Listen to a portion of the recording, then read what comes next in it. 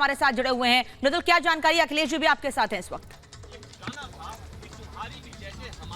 बिल्कुल, देखिए अब मामले को समझना चाहिए कि इस मामले को लेकर क्या क्या टिप्पणियां की गई थी। अखिलेश, शुरू से बताइए, क्योंकि पहले निबाम रेबिया का जो मसला है उसको तो लार्जर बेंच में भेजा गया, लेकिन इस मामले पर भी महत्वपूर्ण टिप्पणियां की गई। देखिए, सबसे पहली और बड़ी बात यह है कि शिंदे सरकार स्थिर रहेगी। शिंदे सरकार पर कोई खतरा नहीं है इस फैसले के बाद, जैसा कि उम्मीद लगाई जा रही थी राजनीतिक हलके में। दूसरी बात, आपने जो नबाम रेबिया का मामला समझा, उसमें यह सवाल था नबाम रेबिया में, अरुणाचल प्रदेश मामले में, कि क्या किसी स्पीकर के खिलाफ अगर अविश्वास का प्रस्ताव पहले से पेंडिंग है तो वो विधायकों के लिए अविश्वास प्रस्ताव की नोटिस जारी कर सकता है कि नहीं कर सकता। अब वो मामला चूंकि नबाम रेबिया का 5 जज था, उसको डिसाइड करने के लिए अब 7 जजेस के पास भेजा गया। और जिस स्पीकर ने उस समय 16 विधायकों को, शिंदे गुट के लोगों को नोटिस दिया था, वो स्पीकर भी अब हट चुका है। तो हालांकि उन्होंने कहा कि ये जो स्पीकर हैं ये डिसाइड करें कि क्या सही है कि गलत है, उनको डिस्क्वालीफाई किया जाए कि नहीं किया जाए। ये बात की बात है। दूसरी सबसे बड़ी बात, उन्होंने राज्यपाल की भूमिका पे सवाल उठाया। बाकी जो सवाल थे वो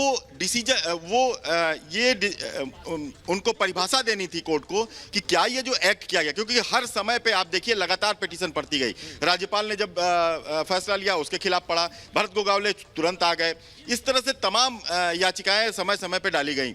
जो जो डिसीजन हुआ उन सबका इनको उनकी व्याख्या करनी थी। इन्होंने, सुप्रीम कोर्ट ने राज्यपाल की भूमिका की व्याख्या की कि राज्यपाल को इंट्रा पार्टी जब मामला चल रहा था, एक पार्टी के अंदर जब विवाद चल रहा था, उसमें उसको एज ए पार्टी ट्रीट नहीं करनी चाहिए था। शिंदे को एज ए उनके ग्रुप को डिसाइड करना चाहिए था।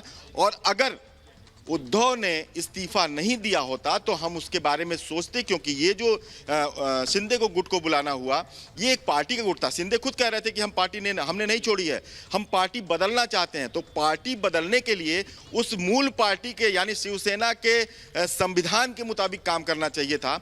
ये स्पीकर देखता, लेकिन उसके आधार पर अगर उन्होंने बुला लिया तो ये ठीक नहीं था। लेकिन चूंकि उद्धव ने ट्रस्ट वोट का सामना नहीं किया, वो पहले इस्तीफा दे दिए, वो खुद हट गए। इसलिए जब उनका इस्तीफा हो चुका है, नए जो गुट ने भी पार्टी दूसरे के साथ सरकार बनाई है, उसने मेजॉरिटी प्रूफ किया है। ऐसे में हम कुछ नहीं कर सकते, हेल्पलेस हैं। लेकिन जो उस समय जो सवाल उठे थे उनका स्टेप बाय स्टेप उसने जवाब दिया। राज्यपाल को कहा कि राज्यपाल को ऐसा नहीं करना चाहिए था, और उसके लिए भी कहा उन्होंने, बाकायदे एक बड़ा फैसला दिया है।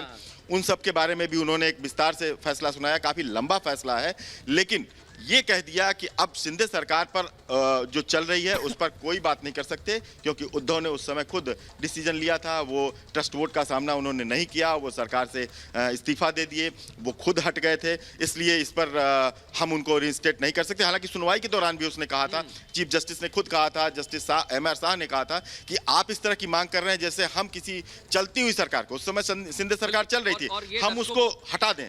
ये लोकतंत्र में कोर्ट नहीं कर सकता। कोर्ट की भी अपनी बिल्कुल, यानी शिंदे सरकार बनी रहेगी, शिंदे सरकार को बड़ी राहत है, शिंदे सरकार यथावत रहेगी, कुछ नहीं होने वाला है। लेकिन अब इस मामले में आगे क्या हो सकता है, क्या संभावनाएं हैं, किस तरह के उपाय बचे हुए हैं, ये भी बताइए दर्शकों। देखिए, इसमें जो सवाल उठे थे कि क्या जो नबाम रेबिया के मामले में, वो सवाल लार्जर बेंच को गया।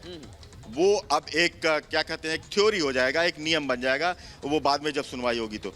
दूसरी बात, ये शिंदे सरकार की आई, सबसे बड़ी नज़र ये थी कि ये सरकार गिरेगी, 16 लोग डिस्क्वालीफाई हो जाएंगे तो अल्पमत में आ जाएगी। लेकिन उसने ऐसा कुछ नहीं किया। कोर्ट ने कहा साफ तौर पे कि जब जिसको सरकार बनाने के लिए दावा करना चाहिए था कि हम बहुमत में हैं, उसने खुद इस्तीफा दे दिया, तो हम उसको कैसे रिइंस्टेट कर सकते हैं, उसको कैसे वापस ला सकते हैं। अगर इस्तीफा नहीं दिया गया होता तो हम इस पर कुछ सोचते करते, कि क्योंकि इंट्रा पार्टी जो विभाजन था उसको राज्यपाल को नहीं देखना चाहिए था, उसको पार्टी के अंदर चुनाव आयोग के हिसाब से वो अलग देखना चाहिए था। हालांकि उन चुनाव आयोग को भी कहा है कि ये पार्टी का जो मूल मुद्दा है, इस पर चुनाव आयोग फैसला ले। तो ये सारी चीजें जो बिखरी बिखरी थी और हर जगह से चैलेंज किया गया था, इलेक्शन कमीशन में चैलेंज किया गया था, सुप्रीम कोर्ट में चैलेंज किया गया था, उन सारी चीजों को एक विधिवत सुप्रीम कोर्ट ने अपनी व्यवस्था दी है। लेकिन उस व्यवस्था में बड़ी बात यही है कि शिंदे सरकार को लेकर जो कयास लगाए जा रहे थे कि वो आज के फैसले से गिर सकती है, ऐसा कुछ नहीं हुआ। एक चीज और मैं दर्शकों को चाहता हूं कि आप समझाएं कि उद्धव कहां जाएंगे। अब उद्धव ठाकरे क्या कहीं के नहीं रहे हैं, लगातार झटके पर झटका लगा, पहले पार्टी गई, सिंबल गया, फिर अकेले बचे, अब क्या है उनके पास? कुछ भी नहीं है। कुछ नहीं है, सारे सवालों का उद्धव सरकार की जितनी पिटीशन थी उन सवालों का जवाब दे दिया। अगर नैतिक तौर पे देखा जाए तो उद्धव ठाकरे कह सकते हैं कि हाँ मैंने जो सवाल उठाए थे उस पर मुहर लगाया, राज्यपाल के जो कंडक्ट था उस पर सवाल उठाए, लेकिन इन सवालों का कोई आउटकम नहीं है, इन सवालों का कोई परिणाम नहीं है।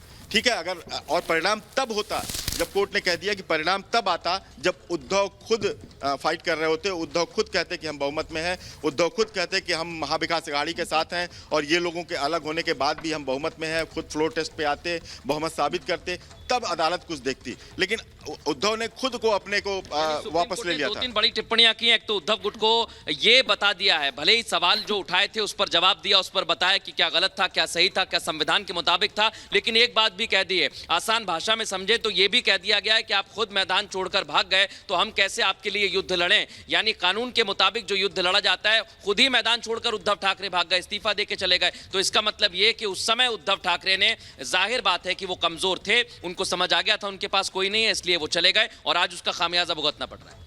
बिल्कुल, कोर्ट ने कई बार पिछले पुराने फैसलों में भी कहा है कि जो बहुमत का फैसला है वो हमेशा, मुंबई के मामले में कहा है कि वो फ्लोर पे ही होना चाहिए, फ्लोर के जरिए होना चाहिए। लेकिन फ्लोर पे आने से पहले ही उद्धव भाग गए थे, उन्होंने फ्लोर पे आने की हिम्मत नहीं जुटाई।